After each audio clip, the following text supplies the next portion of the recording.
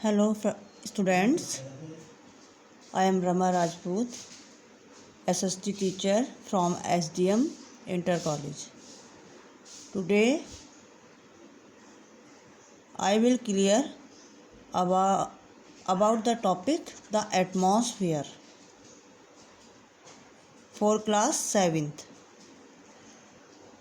First of all, I want to tell meaning of atmosphere. The word atmosphere means sphere of vapor. It is derived from the Greek words atmos meaning vapor and spheria meaning sphere. Thus, thin layer of gases or air is called atmosphere. It means जो gases होती हैं हवा में उसको वायुमंडल कहते हैं। मतलब जो चारों ओर से पृथ्वी जिन गैसों से घिरी हुई है उसको वायुमंडल कहा जाता है।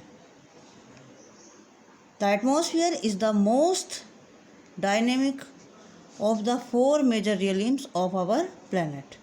मतलब जो हमारे 4 रियलिम्स हैं उसमें से एटमॉस्फेयर सबसे ज़्यादा डायनेमिक गतिशील है। डायनेमिक मीन्स गतिशील है।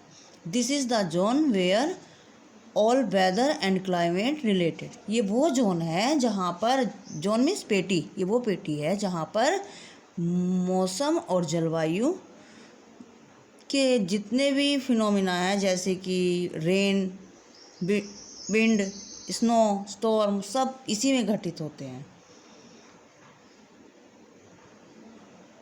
इस प्रकार वायुमंडल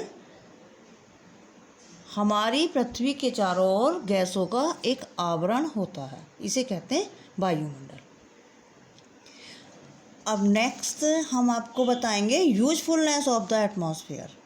मतलब एटमॉस्फेयर का हमारे लिए क्या उपयोग है, क्यों ज़रूरी है, क्या है आवश्यकता है इसकी, क्या इससे महत्व है इसका। अगर ये ना होता तो हमारी लाइफ में क्या प्रॉब्लम्स होती, इससे बहुत सारी परेशानियाँ होती। फर्स्ट ऑफ मतलब atmosphere is very useful to living beings on the earth. In fact, atmosphere is one of the necessary component of the biosphere, and without air, life would not have been possible on our planet. मतलब हम अपने planet earth पर जीवन की कल्पना ही नहीं कर सकते। किसके बिना? हवा के बिना और पानी के बिना। तो इसलिए हमारे लिए ये सब आवश्यक है। अगर ये सब ना होते तो लाइफ भी पॉसिबल यहाँ पर नहीं होता। अब इसकी यूजफुलनेस क्या? नंबर 1 क्यों उपयोगी है ये आपको बताते हैं। The atmosphere acts as a shield around the earth and protect the earth from cosmic rays. मतलब जो वायुमंडल है वो पृथ्वी को हार्मफुल रेज से बचाता है, वो नहीं आती। पृथ्वी सुरक्षित रहती है एटमॉस्फेयर की वजह से।